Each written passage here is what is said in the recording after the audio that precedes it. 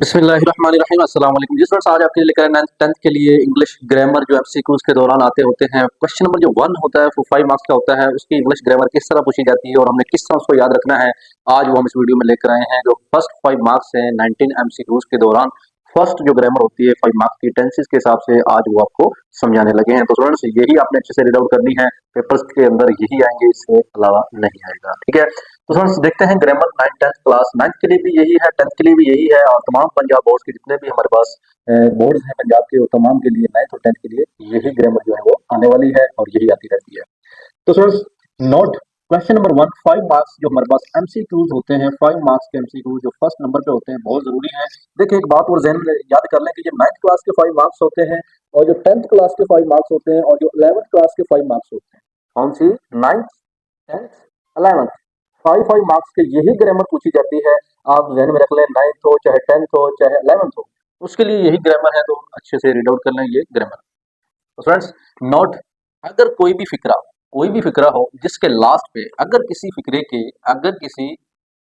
के लास्ट पर, आखिर पर कर लें, आखिर पर किसी भी फिक्रे के आखिर पर कोई सेंटेंस दिया होता है, तो उसके आखिर पर आपको ये नजर आ जाए, लेकिन ना वहां पे खाली डैश हो सकती है, और लेकिन every day, daily, every morning, regularly, हमने फर्स्ट जो लिखा है वो क्या है कि ये हमारे पास फर्स्ट पॉइंट जो है नोट याद करना है कि आप लिख लें इसको लाजमी, कि किसी भी फिक्रे के लास्ट पे एवरी डे आ जाए, किसी भी फिक्रे के लास्ट पे डेली आ जाए, किसी फिक्रे के आखिर पे एवरी मॉर्निंग आ जाए, एवरी इवनिंग आ जाए, एवरी नाउन आ जाए, एवरी मंथ आ जाए।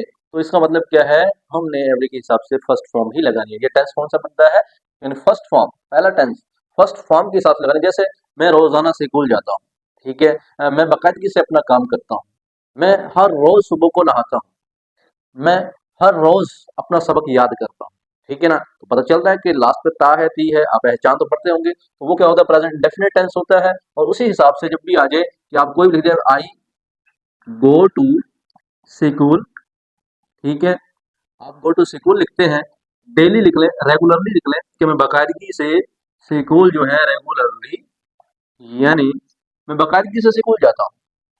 देखें पेपर्स के दौरान यहाँ पे लिखा होगा, डैश लिखी होगी, तो ये रेगुलरली से आपको क्या पता चला कि सर यहाँ पे क्या आना है। ऑप्शन में होगा गो होगा, गोज होगा, गोन होगा, वेंट होगा, डिफरेंट हो सकते हैं, हो सकते कि नहीं हो सकते, डिफरेंट हो सकते हैं। तो स्टूडेंट्स, लेकिन आई, वी, यू, दे, उनके साथ गोज नहीं लगता, क्या लगता है, गो लगता है। क्यों ऐसे इसका इजाफा नहीं करते हैं, ठीक है। तो आपने वो आपका जो फाइल होती है, सब्जेक्ट होता है, उसको आपने देखना होता है कि इसके हिसाब से हमने जो फर्स्ट फॉर्म लगानी है, और वो ऐसे इसके इजाफे के साथ लगानी है, नहीं वाहद होगा इजाफा करेंगे ऐसे इसका, अगर वो जमा का है, ज्यादा है, आई भी हो सकता है, ठीक है, वी भी हो सकता है, उसके लिए हम ऐसे इसका इजाफा नहीं करते। लेकिन यहाँ पे क्या आई है, तो मैं क्या लिखूंगा, यहाँ पे गो लिख दूंगा, फर्स्ट फॉर्म है जी गोस, ठीक है।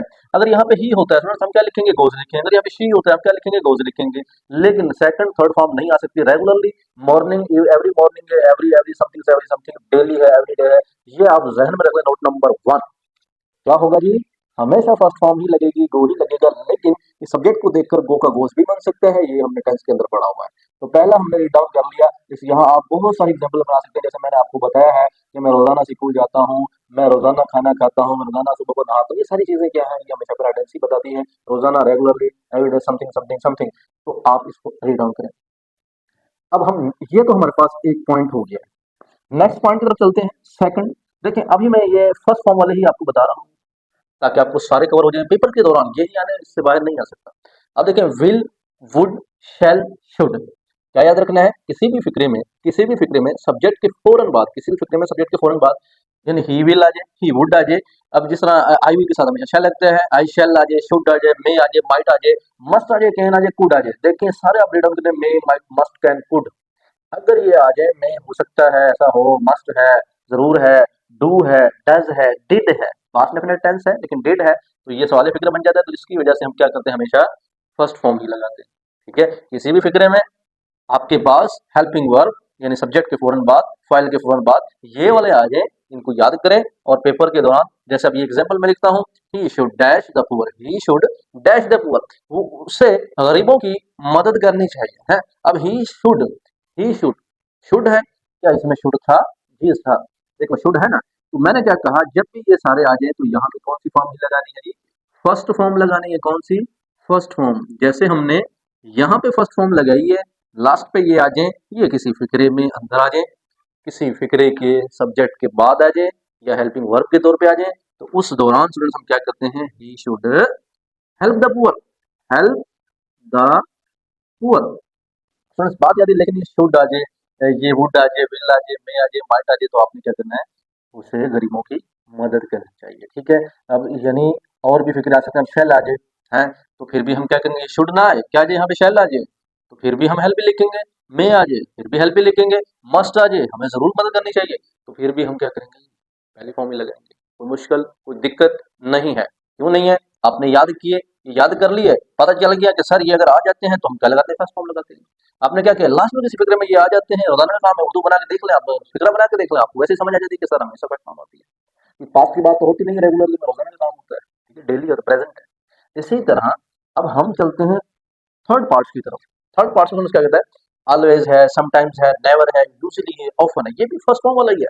तो 3 स्टेप्स हैं फर्स्ट फॉर्म के, तो ये फर्स्ट फॉर्म वाले आपको याद हो जाएंगे। 11th क्लास के लिए पूरे जो के टेस्ट होते हैं, आप पूरी जिंदगी में यूज करते हैं, आपको सेंटेंस बनाने आते हैं, तो आप इजीली इसको कवर कर सकते हो, ठीक है स्टूडेंट्स। तो ये टेंसेस नहीं, आपको वैसे टिप्स बताया 9th 10th और 11th क्लास के दौरान, ठीक है। तो ये ग्रामर जो आती है, मैंने वही आपको समझाया है। टोटली ग्रामर जो है, टोटली टेंसेस नहीं समझा रहा मैं, सिर्फ क्या समझा रहा हूँ, जो आपको जरूरत है पेपर्स के दौरान, वो यही है। अच्छा, देखें, ऑलवेज हमेशा होता है, समटाइम्स कभी कभार होता है, नेवर कभी नहीं होता है, यूजुअली आमतौर पे, ऑफन अक्सर होता है ना। लेकिन हम क्या करेंगे? For example, they always dash to the school.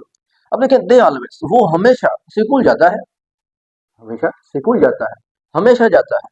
अब देखिए, हमेशा जाएगा, हमें क्या पता हमेशा जाएगा, हो सकता है किसी दिन बुखार चढ़ जाए, कैसे जाएगा? नहीं जाएगा। लेकिन मैं यहाँ लिख दूं हमेशा जाता है, तो उसको पता है जाता है। तो they always go to school. अब देखिए, अगर सपोज यहाँ पे आ जाता है ही, तो यहाँ क्या लिखेंगे? Goes to school. सब्जेक्ट आ जाए, यानी हम टेंस, जो यहाँ पे सब्जेक्ट होता है, उस सब्जेक्ट को देखकर हम क्या करते होते हैं? ये हमारा हेल्पिंग वर्ब जो है, ये यूज करते होते हैं, ठीक है। They always go to the school, he always goes to the school, you always go to the और भी बन सकते हैं। अब यहाँ थोड़ा हमारे पास क्या है? ऑलवेज है, समटाइम्स है, और नेवर है, यूजुअली है, ऑफन है। किसी भी फिक्रे में यहाँ पे आ जाए, दरम्यान में आ जाए, कि हमेशा खाली डैश से पहले ही आना है। क्या आना है? जो खाली डैश आपको दी होगी, उससे पहले ही आएगा। इसी तरह ये शुड जो है, मे है, माइट है, मस्ट है, कैन है, कुड है, ये सारे कहाँ आएंगे? इस फिल इन द ब्लैंक से पहले ही आपको दिया जाएगा, सब्जेक्ट के बाद होगा। इसी तरह ये भी आपके पास जो है, ये समटाइम्स है, नेवर जो है यहाँ पे होगा, यूजुअली ऑफन जो है, ये समटाइम जो है वो लास्ट में भी हो सकता है। ये किसी फिक्रे के अंदर आ जाए, तो आप याद कर लीजिएगा, हमेशा क्या लगानी है? फर्स्ट फॉर्म ही लगानी है। तो फर्स्ट फॉर्म वाले, पहले टेंस वाले सारे कवर होते हैं। नेक्स्ट की तरफ चलते हैं। अभी वीडियो बहुत लंबी है, हमारे साथ जुड़े रहना है। आपको ग्रामर जो 5 मार्क्स हैं, वो हमेशा के लिए याद हो जाने वाले, आज जरूर हो जाएंगे इंशाल्लाह। लेकिन 9th के लिए हो, 10th के लिए हो, 11th के लिए हो, 12वीं के लिए हो, आगे भी चले जाएं, सारी जिंदगी के लिए हो, तो आप ग्रामर अच्छे से सीख लें। थोड़े से टिप्स हैं, बस ये याद कर लें, आपको भूलेंगे नहीं, ठीक है स्टूडेंट्स। तो ये 5 मार्क्स आज आपके कंप्लीट होने वाले हैं, तो हमारी वीडियो लास्ट तक देखें, और हमारे चैनल को ज़रूर सब्सक्राइब कर लीजिएगा, ताकि आपको और अच्छी से अच्छी न्यूज़ इन्फॉर्मेशन मिल सके। अभी हम और ग्रामर भी इंशाल्लाह आपको समझाएंगे नेक्स्ट वीडियो के दौरान। जो लास्ट 5 मार्क्स होते हैं 9th 10th क्लास के अंदर, वो जो ग्रामर्स होती है, उसको भी इंशाल्लाह कवर करवाएंगे, ठीक है स्टूडेंट्स। नोट नंबर 4 की तरफ चलते हैं स्टूडेंट्स। नोट नंबर 4 के अंदर क्या कहता है? अगर किसी फिक्रे के लास्ट पे क्या आ जाए जी? दिस मॉर्निंग आ जाए, यस्टरडे आ जाए, अगो आ जाए। दिस मॉर्निंग का मतलब ये जी, मॉर्निंग, दिस मॉर्निंग, जो ये सुबह है, ये निकल गई है। यस्टरडे का मतलब है कल जो है गुजर गया, ठीक है। लेकिन जो पास्ट में बात हो रही है, माजी में बात हो रही है, उसमें आपने क्या करना है? क्या करना है? सेकंड फॉर्म लगानी है। क्या करना है? जो पास्ट की बात है, सेकंड फॉर्म लगानी है। पास्ट डेफिनेट टेंस है, गुजर गया है। इसी तरह लास्ट नाइट आ जाए, देखिए यहाँ तो मैंने लिख दिया लास्ट नाइट, यहाँ पे लास्ट मंथ आ जाए, यहाँ पे लास्ट मिनट्स आ जाए, यहाँ पे लास्ट सेकंड आ जाए, यहाँ पे लास्ट डे आ जाए, लास्ट लास्ट समथिंग आ जाए, प्रीवियस डे आ जाए, प्रीवियस मंथ आ जाए, प्रीवियस नाइट आ जाए। ये भी गुजर गया ना, चीज गुजर जाती है, प्रीवियस हो जाती है। इसमें लास्ट सेकंड है। एक और चीज क्या है? इन 2001, मतलब क्या है? 2000, अब 2024 चल रहा है, अब 2024 चल रहा है, 2023 भी। इन 2023 में मैंने क्या किया? कोई काम किया। आपने 2002 में किया, 2004 में किया, यानी 2024 से जो प्रीवियस जितने भी साल हैं, अगर वो आ जाते हैं और वो इनके साथ आते हों, सिंस के साथ ना आते हों, इनके साथ आते हों, वो माइंड में रख लीजिएगा, वो यही टेंस होता है, यानी पास्ट इंडेफिनिट टेंस होता है। हमेशा आपने सेकंड फॉर्म ही लगानी होती है। लास्ट पे आपको नजर आ जाए, जैसे एक मैंने एग्जांपल लिखी, I dash matric exam in 2012, यानी मैंने 2012 में मैट्रिक की है। तो इसका मतलब क्या हुआ? कि मैंने 2012 में मैट्रिक का इम्तहान पास किया, पास्ड किया, गुजर गया है। आई पास मैट एग्जाम इन टू 12। तो आप कोई भी फिक्रा बना लें, लेकिन ये लास्ट पे नजर आए, जैसे इन 2012 है, यहाँ मैं अगो लिख दूं, यानी पहले की बात है, लास्ट नाइट की बात है, कोई काम करने लगा हूं, तो आप बहुत सारी एग्जाम्पल बना सकते हैं, लेकिन आप सिर्फ ये याद रख लीजिएगा और माइंड में रख लें कि ये सेकंड फॉर्म लगनी है। ठीक है स्टूडेंट्स। अच्छा, एक और बात है कि अगर 5 पॉइंट्स पे हम चलते हैं, किसी भी फिक्रे के लास्ट पे नाउ आ जाए, एट प्रेजेंट आ जाए, एट दिस मोमेंट आ जाए, एट दिस टाइम आ जाए, टुडे आ जाए, उसके साथ हमेशा इज एम आर ही यूज करना है।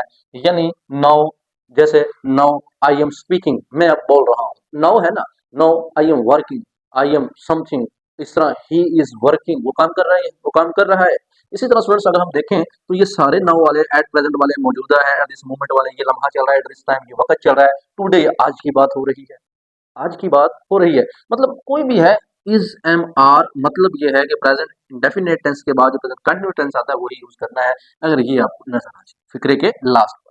अब देखें, इज एम आर, इज का मतलब ही शीट के साथ इज लगाते हैं, एम का मतलब सिर्फ आई के साथ यूज करते हैं, आर का मतलब क्या है, हम, यानी जितने भी दे, वही, यू है, और इसी तरह हमारे पास उनसे जो ज्यादा है उनके साथ भी आर लगता है। तो पहली फॉर्म भी तो आई एन जी जब लगाते हैं, हमेशा इज एम आर के बाद आई एन जी लगाते हैं, पहली फॉर्म तो यूज करते ही करते हैं।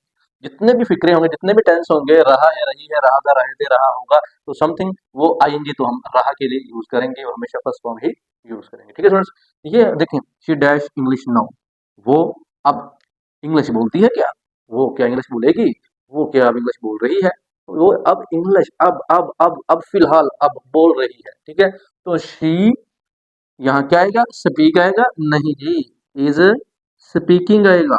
आपने सब्जेक्ट को देखकर वहां पे इज एम आर यूज करना है, जैसे I am speaking English now, मैं अब इंग्लिश बोल रहा हूँ, she is speaking English now, वो अब इंग्लिश बोल रही है, he is speaking English now, वो अब इंग्लिश बोल रहा है। क्लास सारी बैठी है, they are speaking English now, वो सारे क्या कर रहे हैं जी, इंग्लिश बोल रहे हैं। ठीक है, तो माइंड में रख लीजिएगा, नाउ आ जाए, वो इस लम्हे, वो बच्चे जो इस लम्हे, वो बच्चे इस लम्हे क्या कर रहे हैं, अपना सबक याद कर रहे हैं। हाँ, ठीक है, वो बच्चे इस लम्हे और वो बच्चे इस वक्त क्या कर रहे हैं, बच्चे क्या कर रहे हैं, पढ़ रहे हैं। ठीक है, तो हमेशा यही आपने माइंड में रखना है। In this morning, part 6 point की तरफ चलते हैं। In this morning, tomorrow, by April, next day, next month आ जाए। देखिए, in this morning, in the morning है, ये दिस मॉर्निंग था, ये इन द मॉर्निंग है, फर्क तो है ना चीज में। देखिए, टुमारो आ जाए, बाय अप्रैल आ जाए, नेक्स्ट डे, नेक्स्ट मंथ आ जाए, तो कहीं भी आपको ये नजर आ जाए, बाय अप्रैल भी नजर आ जाए, नेक्स्ट डे भी नजर आ जाए, नेक्स्ट मंथ भी नजर आ जाए। अब ये बाय पैसिवाइज के थ्रू नहीं लेके जाना आपने, बाय अप्रैल आ जाए, बाय मार्च आ जाए, कोई भी महीना आ जाए, तो बाय के साथ आ जाए, तो आपने हमेशा विल शैल ही यूज करना है।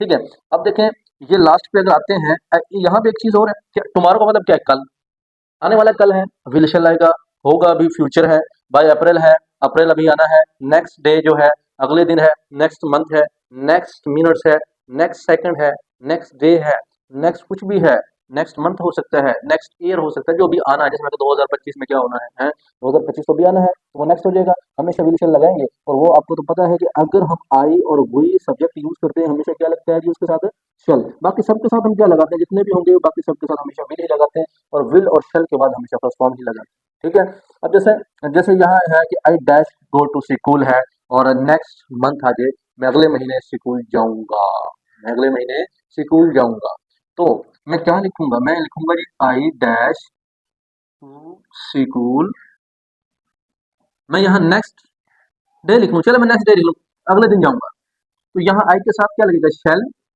और क्या है, फर्स्ट फॉर्म क्या है, go, I shall go to school next day, मैं अगले दिन ही स्कूल जाऊंगा।